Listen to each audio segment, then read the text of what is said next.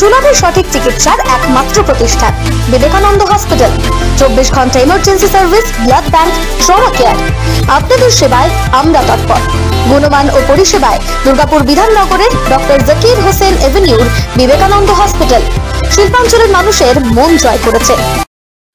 Good evening viewers, আজকে আমাদের এই আলোচনা খুব একটা সিরিয়াস জিনিস নিয়েই আমরা আজকে একটা আলোচনা করতে চলেছি আজকে। তো আমাদের করোনা কাল যেটা, সেটা কিন্তু বেশ কিছুদিন হলো আমরা পেরিয়ে এসেছি। তার যে বিপজ্জনক যে জায়গাগুলো ছিল, যে কঠিন যে সময়টা ছিল, সেটা আমরা পেরিয়ে এসেছি। কিন্তু আবার মনে হচ্ছে যে আমরা কিন্তু সেই করোনার একটা ভ্রুকুটি, একটা ওই আলো, আমরা যেন ওই লাল আলোটা যেন আমরা দেখতে পাচ্ছি। করোনার HMPV এই একটা নতুন ভাইরাস বলছে, নতুন সোশ্যাল মিডিয়াতে আমরা সংবাদ মাধ্যমে শুনছি এইরকম ভাইরাসের এফেক্টেড পৃথিবীতে শুরু হয়েছে। তো আজকে এই HMPV নিয়ে, এই HMP ভাইরাস নিয়ে আমরা আজকে কথা বলতে চাই আমাদের বিবেকানন্দ হাসপাতালের ডক্টর সপ্তর্ষি ব্যানার্জির সঙ্গে। নমস্কার ডক্টর, আমাদের এই অনুষ্ঠানে। ডক্টর, প্রথমেই বলি যে আমাদের এই করোনা অনেকদিন হলো আমরা কিন্তু এটা থেকে, এই পিরিয়ডটা থেকে চলে এসেছি। আবার নতুন করে ঠিক সেই ওই সময়টা কিন্তু জানুয়ারি ফেব্রুয়ারি টাইমটাতেই দেখা দিচ্ছে HMPV। এটা কি ভাইরাস? HMPV আমাদের বহু পুরনো ভাইরাস। 2001 সালে প্রথম এটার ডিটেকশন হয় হল্যান্ড, নেদারল্যান্ডসে। এটার ফুল ফর্ম হচ্ছে হিউম্যান মেটা নিউমো ভাইরাস। আচ্ছা, আমাদের কিছু কিছু গ্রুপ অফ ভাইরাস আছে যারা আপার রেসপিরেটরি ট্র্যাক্ট ইনফেকশন করায়, এটা সেই গ্রুপেরই ভাইরাস। আচ্ছা, মানে আপার রেসপিরেটরি ট্র্যাক্ট মানে লোয়ার রেসপিরেটরি ট্র্যাক্ট মানে লাংসে এর মধ্যে কোনো যাওয়ার জায়গা আছে? লাংসে এখানে যায় বেসিক্যালি সেকেন্ডারি ব্যাকটেরিয়াল ইনফেকশন হলে, কারণ ওদের প্রাইমারি টার্গেট এরিয়া থাকে আপার রেসপিরেটরি ট্র্যাক্ট ইনফেকশন করানো। আচ্ছা, এই জাতীয়তে কি কি উপসর্গ, মানে এই রোগটা হলে, মানে আপনি যা বলছেন 2001-এ এটা ফার্স্ট ডিটেক্টেড হয়। কিছু ক্ষেত্রে আমরা কিছু বিশিষ্ট যারা সোশ্যাল মিডিয়াতেই আমরা এখন যেহেতু খুব অভ্যস্ত, তো এখানে দেখেছি যে এই ভাইরাসটা নাকি আমাদের সঙ্গে প্রায় 60 বছর ধরে আছে, 60 ইয়ার্স, মোর দ্যান 60 ইয়ার্স। সুতরাং এইটাকে নিয়ে ভয় পাওয়ার ওনারা বলছেন কিছু নেই। এটার উপসর্গ কি কি? এটার উপসর্গ বেসিক্যালি আপার রেসপিরেটরি ট্র্যাক্ট ইনফেকশনের মতো অ্যাকিউট ল্যারিঞ্জাইটিস, নাক বন্ধ হয়ে যাওয়া, নাক দিয়ে জল পড়া, খুসখুসে খাসি, মোস্টলি ড্রাই কাফ আমরা যেটাকে মেডিকেল পরিভাষায় বলি, গলা ব্যথা, ঢোক গিলতে গেলে ব্যথা, হালকা জ্বর, কিছু সময় সেকেন্ডারি ইনফেকশনের জ্বরটা একটু বেশি হতে পারে, 102-3ও যেতে পারে। আর ইন জেনারেলাইজড একটা লেথার্জিক ভাব, একটা উইকনেস, একটা জেনারেলাইজড মায়ালজিয়া থাকে বলে। তার মানে ডাক্তার একদম পরিষ্কার ভাবে বোঝা যাচ্ছে এটা কিন্তু একদম টিপিক্যাল ফ্লু যে জিনিসটা, সেটারই একটা ভার্সন। তো আচ্ছা, এই সময়টাতে কিন্তু আমরা দেখেছি বার্ড ফ্লুও হয়, এভিয়ান ফ্লু আমরা যেটাকে বলে থাকি। তো এটার সঙ্গে কোনোভাবে কানেক্টেড কি? না, বার্ড ফ্লু জাতীয় যেগুলো H1N1 বা H3N1 এই জাতীয় সঙ্গে এটা কানেক্টেড না। এটাকে আমরা বলি যে রেসপিরেটরি ভাইরাস গ্রুপ, যার মধ্যে আরো এর সঙ্গে বেসিক্যালি সিমিলারিটি আছে। রেসপিরেটরি সিনসিটিয়াল ভাইরাস বলে একটা ভাইরাস আছে, এটাও বহু বছর ধরে আমাদের সঙ্গে আছে। এই ভাইরাসের সঙ্গে এই হিউম্যান মেটানিউমো ভাইরাসের সিমিলারিটি আছে, মানে ক্যাটাগরিটা একই। মানে করোনা কিন্তু একটা অন্য ক্যাটাগরি ছিল, এটা একদম অন্য ক্যাটাগরির ভাইরাস। আচ্ছা, এটাতে কি প্রাণঘাতী মানে প্রাণ নাশের কোন রকম মানে অবস্থা থাকতে পারে, মানে in some patients or in general patients? In general যাদের ইমিউনিটি বা বডির প্রতিরোধ ক্ষমতা ঠিক আছে তাদের ক্ষেত্রে একেবারেই নেই। কিন্তু আমাদের কিছু ক্যাটেগরি অফ পেশেন্ট থাকে যারা খুব ইমিউনো কম্প্রোমাইজ, যেমন বয়স্ক পেশেন্ট, 65 বছরের উপরে বয়স, বা একদম বাচ্চা পেশেন্ট, বা সিকেডি পেশেন্ট, ধরুন ডায়ালিসিস চলছে, বা কোনো ধরুন ট্রান্সপ্ল্যান্ট হয়েছে, সেই ইমিউনিটি কম্প্রোমাইজিং ওষুধের উপর আছে, তাদের ক্ষেত্রে এটা সিরিয়াস আকার নিতে পারে।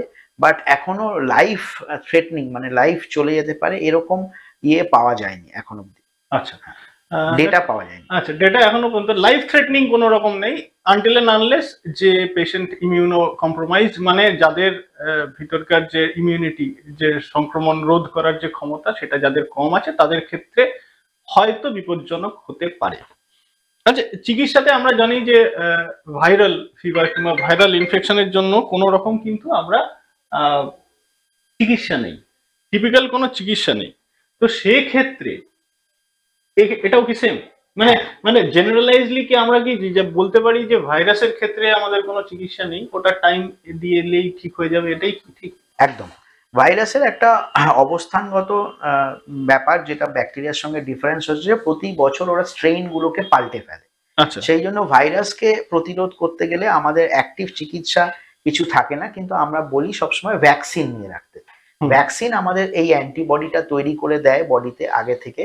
তো যখন ট্রানজিশন হয় ওয়েদারের, মানে শীত শুরু হচ্ছে সেপ্টেম্বর মাস 3rd উইক বা অক্টোবর মাসের ফার্স্ট, সেই সময় একটা করে রেসপিরেটরি ভাইরাসের ভ্যাকসিন হয়, ইনফ্লুভ্যাক বলে। সেই ভ্যাকসিন নিয়ে এলে এই যে রোগটা, এর ইন্টেন্সিটিটা অনেকাংশেই কমে যায়।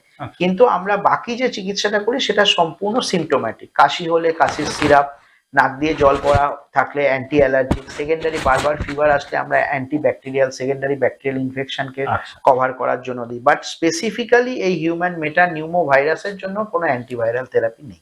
নেই। আচ্ছা, তো এই ক্ষেত্রে আপনি বলছেন যারা বয়স্ক আছে এবং যারা ছোট আছে তাদেরকে এই ভাইরাস থেকে, কিংবা আমি চাইছি যে কারোরই না হোক, খুব নমিনাল জিনিস, তাও এটা কিভাবে রোধ করা যেতে পারে? মানে সেটা কি জাস্ট সেম অ্যাজ আদার ইনফেকশাস ডিজিজেস যেগুলো রেসপিরেটরি কিংবা এয়ারের মাধ্যমে যেগুলো আসে, তো সেরকমই প্রিকশনস? হ্যাঁ, একদমই তাই। এই বয়স্ক পেশেন্টদের আমরা রুটিনলি, বিদেশে ওরা ভ্যাকসিন দেয়, হ্যাঁ, ওদের দেশে ওটাকে বলে ফ্লু ভ্যাক। তো বয়স্ক পেশেন্টরা এই সেপ্টেম্বর মাস বা পুজোর পর পর ভ্যাকসিন নিয়ে নিতে পারে, pneumococcal vaccine and Influvac, influenza vaccine. সেকেন্ডত হচ্ছে যে তারা যখন বাইরে বেরোবে বা ক্রাউডেড প্লেসে যাচ্ছে, যেখানে আননোন পার্সন আসছে, যেখানে পাবলিক প্লেসে যাচ্ছে, সেটা শপিং হোক বা হসপিটাল হোক, সেখানে তারা প্রোটেক্টিভ মাস্ক ইউজ করবে, triple layer standard surgical mask use করবে। সেকেন্ডত হচ্ছে যে যেই কোমরবিডিটি গুলো আছে, ধরুন সুগার আছে বা প্রেশার আছে, তার রেগুলারলি চেক আপ করানো এবং সেটাকে মেনটেন করা মেডিসিনস খেয়ে। এই স্ট্যান্ডার্ড প্রিকশন গুলো নিলেই অনেক কম চান্স থাকে ভাইরাল ইনফেকশন। মানে just same as the respiratory virus যেভাবে ইনফেকশন আটকানো যায়, ঠিক সেইভাবেই কিন্তু আমাদেরকে ওই প্রিকশন গুলো নিলে হবে। খুব নমিনাল, এটার জন্য কোনো রকম বিশেষ যে ভয় পাওয়ার কিংবা এটারও কোনো প্রয়োজন নেই। ডাক্তারবাবু, আমাদের এইখানে আশা করছি যে আমরা ইন্ডিয়ানসরা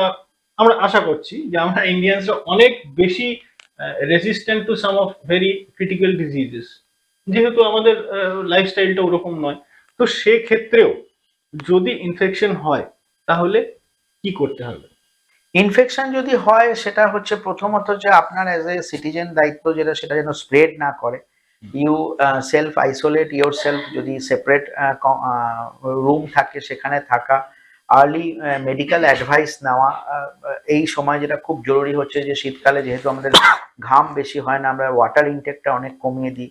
তো বেশি পরিমাণে জল খাওয়া, নিজেকে হাইড্রেশন রাখা, ভিটামিন সি জাতীয় খাবার দাবার বা ভিটামিন সি ট্যাবলেট খাওয়া, এবং প্রয়োজন মতো ডাক্তারের পরামর্শ নেওয়া। যদি অ্যান্টিবায়োটিক শুরু করতে হয় তাহলে অ্যান্টিবায়োটিক খাওয়া। আচ্ছা ডাক্তারবাবু, আমরা পুরোটাই মোটামুটি শুনে নিলাম। ভিউয়ার্স, আপনারা জানতে পারলেন তো একটা জিনিস, বিবেকানন্দ হাসপাতাল এই অবস্থাতে এরকম সংক্রমণ জনিত যদি কোনো রোগ আউটব্রেক হতে পারে, তার ক্ষেত্রে বিবেকানন্দ হাসপাতাল কতটা তৈরি, আপনারা কতটা তৈরি? আমরা ফুললি প্রিপেয়ার্ড। আমাদের এমনিতে positive and negative pressure isolation রুমও আছে। প্লাস আমরা সবসময় রেগুলারলি আপার রেসপিরেটরি ট্র্যাক্টের টেস্টিংটা করি না, কিন্তু আমাদের অনেক বয়স্ক পেশেন্ট এই সিমটম নিয়ে ভর্তি আছেন, যেটা সিজন চেঞ্জে একটা ট্রানজিশন ফেজে খুব কমন। ভাইরাল যে এক্সারসারবেশন গুলো হয়, এটা এই শীতকালে বেশি হয়। তো সেরকম পেশেন্ট অলরেডি বেশ কিছু পেশেন্ট ভর্তি আছে। বাট প্রবলেম হচ্ছে আমরা যে ভাইরাল প্যানেলটা করা উচিত আর কি, BioFire panel, that is a very costly panel. It is almost 15,000 to 17,000। তো রুটিনলি সব পেশেন্টে আমরা সেটা করে উঠতে পারি না। আর সেকেন্ডত হচ্ছে করে উঠলেও যদি পজিটিভ আসেও, যেহেতু ডেফিনিটিভ কোনো চিকিৎসা নেই, পুরো চিকিৎসাটাই হচ্ছে সাপোর্টিভ ম্যানেজমেন্ট, সেই জন্য সেটা আলাদা করে আমাদের জেনেও খুব একটা ট্রিটমেন্টে হেরফের হয় না। সেই জন্যই আমরা ফাইন্যান্সিয়াল বার্ডেনটার কথা মাথায় রেখে সবসময় বায়োফায়ার প্যানেলটা করাই না।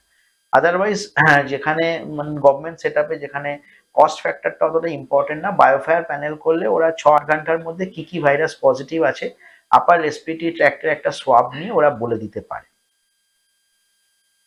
তাহলে ভিউয়ার্স, আপনারা শুনে নিলেন যে এই HMPV কিংবা হিউম্যান মেটা নিউমোনো ভাইরাস, তো এই ভাইরাসটার কিন্তু বিশেষ কোনো রকম মানে বিপজ্জনক নয়, যদিও বা আমরা এই ইনফেকশনটাকে যদি হয়ে থাকে তাহলে ডাক্তারবাবুদের এবং ডাক্তারবাবুর পরামর্শ অনুযায়ী আমাদেরকে থাকতে হবে। যারা বয়স্ক এবং যারা ছোট তাদেরকে কিন্তু একটু অতিরিক্ত সাবধানতা অবলম্বন করতে হবে, মাস্ক পরতে হবে এবং ভিড়ের জায়গাতে যাতে না যায় ইনফেকশন হলে এইগুলো দেখতে হবে। এছাড়া কিন্তু এটা কোনোভাবেই আমরা যে সোশ্যাল মিডিয়াতে দেখছি ডক্টর, সেটা কিন্তু কোনোদিনই নয় যে এরকম বিশাল কোনো আউটব্রেক, বিশাল কোনো ব্যাপার এটাতে নেই, এটাতে হবেও না। এবং আগামী দিনে আমরা চাইবো যে আপনারা সবাই সুস্থ থাকুন এবং সেই সুস্থতার মধ্যেই নতুন বছরে পড়ে গিয়ে সেটা যেন সবটা ভালো চলে সারা বছর, সেটাই যেন চাই। ডাক্তারবাবু, আমাদের এই অনুষ্ঠানে থাকার জন্য, সময় দেওয়ার জন্য থ্যাঙ্কস, অশেষ ধন্যবাদ আপনাদেরকে। আগামী দিনেও ওনাকে আমরা এই অনুষ্ঠানে চাইব।